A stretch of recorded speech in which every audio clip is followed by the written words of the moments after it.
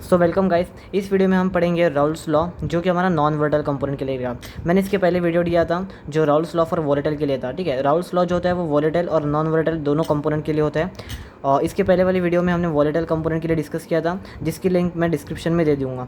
ठीक है, अब इस वीडियो में हम Raoult's law for non volatile component देखेंगे, जो थोड़ा अलग होता है वोलेटाइल कंपोनेंट से। ठीक है, सो गाइस इसे हम डिस्कस करेंगे। मैंने पहले भी कहा था कि बुक में जो होता है वो डिटेल में दिया रहता है और ग्राफ वगैरह वो समझा के होता है, तो उससे हम कन्फ्यूज़ हो जाते हैं। ठीक है, लेकिन ये जो क्वेश्चन है राउल्स लॉ, का डेरिवेशन आता है एग्जाम में, 3 मार्क के लिए आता है, हार्डली 4 मार्क के लिए भी आ सकता है। तो उसे कैसे डील करना, उसका आंसर कैसे लिखना, वो हम इस वीडियो में डिस्कस करेंगे। ठीक है, सो चलिए गाइस, अगर आपको एग्जाम में अगर क्वेश्चन पूछता है कि derive the Raoult's law for non volatile component, तो यहाँ पर आप आंसर ऐसा स्टार्ट करेंगे। सबसे पहले यहाँ से आंसर स्टार्ट करेंगे। आपको सबसे पहले स्टेटमेंट लिखना पड़ेगा, जो लॉ रहता है एक्चुअल नॉन वोलेटाइल के लिए। ठीक है, वोलेटाइल कंपोनेंट में भी मैंने बताया था कि सबसे पहले आपको लॉ लिखना ही पड़ता है। अब ये जो लॉ है मैं आपको पढ़ के बताता हूँ कि for any to volatile components, sorry यहाँ पे नॉन लिखना पड़ेगा आपको, एक मिस्टेक हो गई।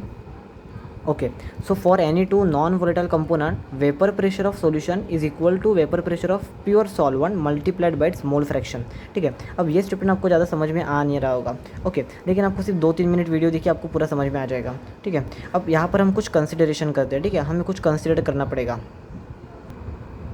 सो गैस यहाँ पर हमने कंसिडर कर लिया है। हमने क्या कंसिडर किया है, P1 जो है हमारा वेपर प्रेशर ऑफ सॉल्यूशन है, P1 degree vapour pressure of pure solvent है, और X1 जो हमारा मोल फ्रैक्शन है।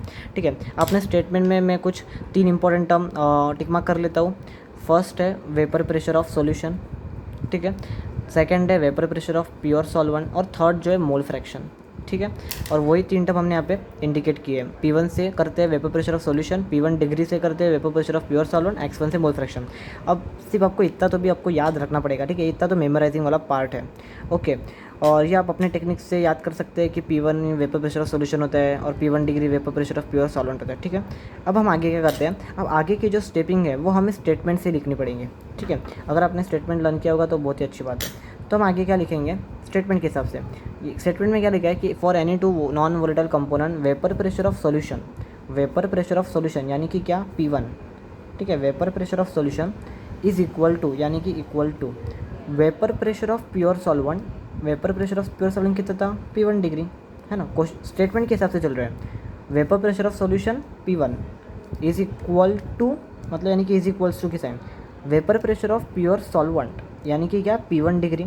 ठीक है, लिखा है यहाँ पे, multiplied by its mole fraction. Mole fraction कितना था, X1, मल्टीप्लाई यानी कि इन दोनों के बीच में कुछ यानी कि मल्टीप्लाई कर लिया। ठीक है, बस guys, P1 is equal to P1 degree X1 आ गया। ओके, अब गाइस मैं यहाँ पे आपको एक इंपॉर्टेंट रिलेशन बताऊँगा। रिलेशन यानी कि क्या, जो X1 और X2 होता है, ये दो मोल फ्रैक्शन होते हैं कौन से भी वॉलेटाइल कंपोनेंट के, X1 और X2, वो ऑलवेज इक्वल्स टू 1 होता है। ठीक है, ये जो मोल फ्रैक्शन का सम होता है ऑलवेज इक्वल टू 1 होता है। मैंने लास्ट वीडियो में भी बताया था, जब मैंने वॉलेटाइल कंपोनेंट के लिए जो लॉ बताया था। अब ये आपको MCQ के लिए भी पूछ सकते हैं कि इन दोनों का जो सम होता है मोल फ्रैक्शन का ऑलवेज इक्वल टू क्या होता है, 1 होता है। ठीक है, तो यहाँ से मैं X1 की वैल्यू ले लूँगा, X1 की वैल्यू जो कि है हमारी 1 माइनस X2। ठीक है, इसे मैं इक्वेशन नंबर 2 कर दूँगा, इसे इक्वेशन नंबर 1 देता हूँ क्योंकि हमें इसमें पुट करनी है। सो मैं यहाँ पे लिख देता हूँ पुट 2 इन 1। ठीक है, सो गाइस हम नेक्स्ट पेज पे जाते हैं, इसका आप स्क्रीनशॉट ले लीजिए। सो गाइस पुटिंग इक्वेशन 2 इन 1, तो हमें क्या मिलेगा, हमें मिलेगा P1 is equals to P1 degree, और X1 की जगह हम पुट कर रहे हैं 1 माइनस X2। ठीक है, अब यह आ गया P1 is equals to P1 degree minus P1 degree X2। अब गाइस अगर आपने कोलिगेटिव प्रॉपर्टी पढ़ी होगी, ठीक है, कोलिगेटिव प्रॉपर्टी जो कि हमारी फर्स्ट कोलिगेटिव प्रॉपर्टी है वेपर प्रेशर लोअरिंग। अब ये वेपर प्रेशर लोअरिंग क्या होता है, ये इसके ऊपर मैं नेक्स्ट वीडियो बना दूंगा, लेकिन यहाँ पे फिर मैं बता देता हूँ कि जो वेपर प्रेशर लोअरिंग होता है, जो एक कोलिगेटिव प्रॉपर्टी है, जिसका एक फार्मूला होता है delta P is equals to P1 degree minus P1। ठीक है, ओके, अगर आपने पढ़ा होगा तो अच्छी बात है। Vapour pressure lowering delta P is equals to P1 degree minus P1 होती है।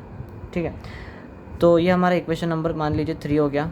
तो इस इक्वेशन नंबर 3 को मैं अरेंज करके लिख सकता हूँ। जैसे कि ये P1 डिग्री है, तो इस P1 को मैं इधर ला लूँगा और इस P1 डिग्री X2 को लेफ़्ट साइड में शिफ्ट कर दूँगा। ठीक है, तो ये हमारा P1 डिग्री है, इस P1 को इधर ला लूँगा तो ये माइनस हो जाएगा, और ये इज इक्वल्स टू कि इसको मैं इधर कर दूँगा शिफ्ट, तो ये P1 डिग्री X2 हो जाएगा। ठीक है।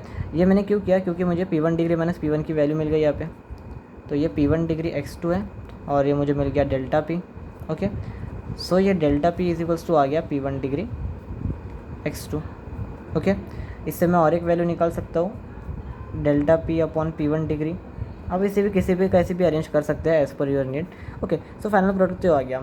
लेकिन सबसे इंपॉर्टेंट क्या था, जो स्टेटमेंट लिखे थे हमने, वो स्टेटमेंट और हमने क्या कंसीडर किया, P1 vapour pressure of solution, P1 degree vapour pressure of solvent और x1 मोल फ्रैक्शन। ये बड़ा इंपॉर्टेंट है, ये यहाँ तक आपको याद रखना है। बाकी तो आप स्टेटमेंट के हिसाब से फिर जो भी आपकी जो मतलब पुट करना पड़ेगा कि P1 is P1 degree x1 वगैरह वगैरह, तो स्टेटमेंट देख के आपको ये सब आ जाएगा ऑटोमेटिकली।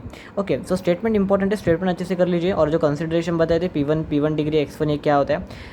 ओके, सो इसके ऊपर जो न्यूमेरिकल्स आते हैं उसमें आपको इतना ही रिक्वायरमेंट रहेगा। ओके, ज़्यादा हम अगर थ्योरी पढ़ेंगे, डिटेल में पढ़ेंगे, वो आपको ज़्यादा कुछ काम नहीं आएंगे, सही है ना। न्यूमेरिकल छोड़ते हो आपको रिक्वायरमेंट क्या रहती है कि कंसिडरेशन, यानी कि P1 क्या होता है, P1 डिग्री क्या होता है, ये पहचानना है ना। तो इसके लिए ये डेरिवेशन जो है वो बहुत इंपॉर्टेंट है। ओके, 3 मार्क का क्वेश्चन आएगा तो इतना लिखेंगे तो भी सेटिस्फेक्शन है। ओके, सो गाइस ये हमारा इंपॉर्टेंट वीडियो थे। राउल्स लॉ के दोनों वीडियो मैंने कंप्लीट कर दिए हैं, वोलेटाइल कंपोनेंट के लिए और नॉन वोलेटाइल कंपोनेंट के लिए, ठीक है। अब इसके ऊपर अगर आपको और कोई डाउट है या और किसी केमिस्ट्री में अगर आपको किसी टॉपिक पे डाउट है तो आप कमेंट सेक्शन में ज़रूर लिखिएगा, इस पर हम ज़रूर वीडियो बना देंगे। Thank you.